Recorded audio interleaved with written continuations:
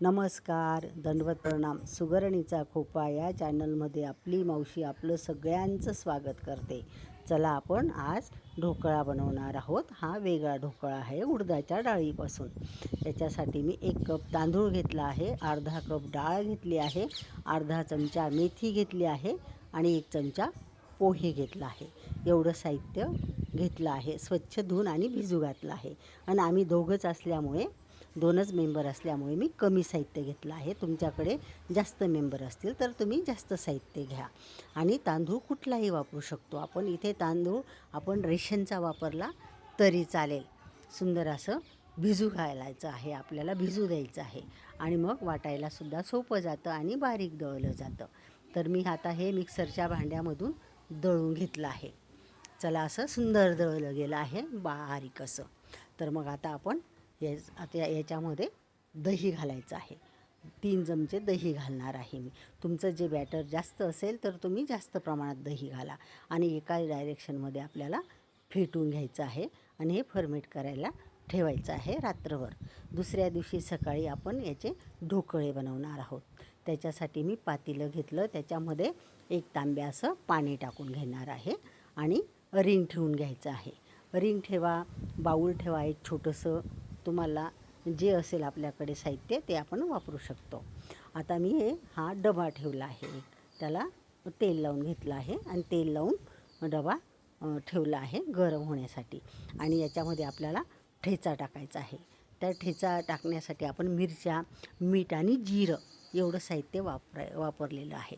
आणि आपल्याला हा ठेचा बॅटरमध्ये टाकून आणि आपल्याला एकाच म्हणजे दिशेने फिरून घ्यायचं, फेटून घ्यायचं आहे बॅटर. हे बघा, रात्री आपण दळून ठेवल्यामुळे छान असं फर्मेट झालं आहे. आणि त्याच्यामध्ये आता आपल्याला ठेचा टाकून एकाच डायरेक्शनमध्ये फिरून घ्यायचं आहे. फिरवल्यावर काय होतं, आपल्याला त्याच्यात ना सोडा टाकावा लागत ना इनो टाकावा लागत. असं छान 5 मिनटासाठी असं एकाच दिशेने फिरून घ्यायचं आहे त्या बॅटरला. आणि एकजीव पण होतं. आपण जो ठेचा टाकला ना त्याच्यामुळे वेगळी अशी छान अशी चव येते त्याला. म्हणून आपण आधीच ठेचा टाकून घेतला आहे. आणि आपला जो डबा गरम करण्यासाठी ठेवला होता तो गरमही झाला आहे. त्याच्यामध्ये हे बॅटर आपल्याला टाकून घ्यायचं आहे. या ठिकाणी मी सगळं बॅटर टाकून घेतलं आहे. आणि आधी आपण तर हिरवी मिरचीचा ठेचा टाकलाच आहे. नंतर आपण इथे लाल मिरची थोडी भुरभुरून घ्यायची आहे. वरून दिसायला छान दिसते आणि थोडी चवही लागते. आता हे 10-15 मिनटं, जास्तीत जास्त 15 मिनटं लागतात ढोकळा होण्यासाठी. जास्त वेळ लागत नाही. तोपर्यंत आपण चटणी करून घेणार आहोत. या चटणीसाठी मी खोबरं, कोथिंबीर, लसूण, जिरं आणि हिरवी मिरची, दही आणि मीठ एवढं साहित्य घेणार आहे. आपण चटणी करून घेऊया म्हणजे आपला ढोकळा होईपर्यंत आपली चटणी होईल.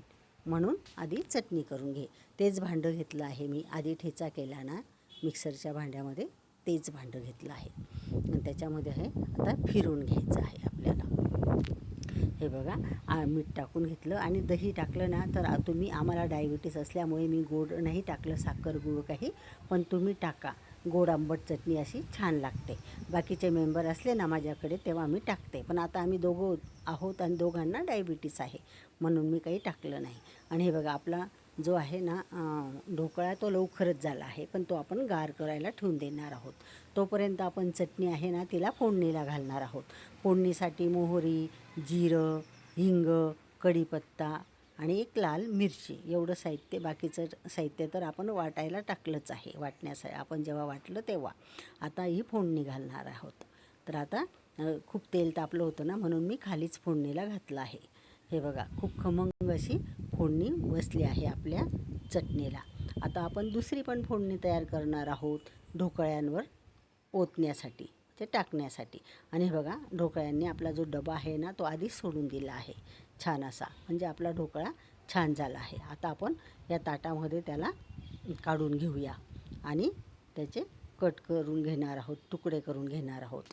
हे बघा, थोडं डब्याला लागून गेलं आहे आणि असे छान असे तुकडे करून घ्यायचे आहेत आपल्याला. ओढ्या पाडून घ्यायच्या आहेत त्याच्या. तर याच्यामध्ये आपण परत ओढ्या झाल्यावर फोडणी तयार करून घेणार आहोत टाकायला, ओतायला.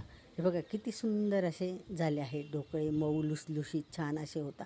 तुम्ही करून पहा आणि चवीला तर अप्रतिम लागता. त्याच्यामध्ये आपण ठेचा टाकलेला असतो ना, म्हणून जिऱ्याचा, लसूणचा, मिरचीचा छान अशी चव येते त्याला एक प्रकारची. आणि आता दुसरी पण फोडणी तयार करून घेते. जशी मी चटणीला फोडणी तयार केली तशीच तयार करून घ्यायची आहे. जिरं, मोहरी, कढीपत्ता, हिंग.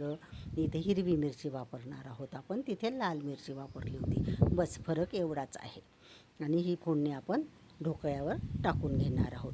आपण चटणी तर केलीच आहे ढोकळ्याबरोबर खायला, पण आपल्याला ही फोडणीही तयार करून घ्यायची आहे. आणि इतका सुंदर असा वारा, हवा अशी चालू आहे, छान अशी झुळूक चालू आहे हवेची. छान मी तुमच्याशी बोलते आहे ना तेव्हा. आणि बघा ही अशी छान फोडणी झाली आहे.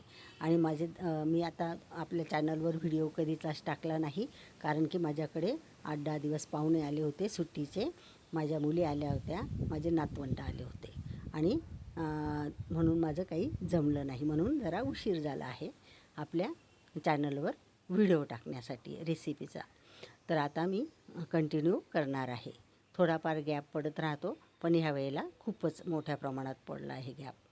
चला, माझ्या घरची आजारी असल्यामुळे सगळी देखरेख मलाच करावी लागते, मुलगा माझा दादा घरी नाही म्हणून. चला, आता हे असा छान असा ढोकळा तयार झाला आहे आपलावाला. आणि तुम्ही आपल्या चॅनलला लाईक करा, सबस्क्राईब करा, आपली रेसिपी आवडली असेल तर. चला, भेटूया उद्याच्या रेसिपीमध्ये. बाय. काळजी घ्या स्वतःची. लाईक आणि सबस्क्राईब तर नक्की नक्की करा.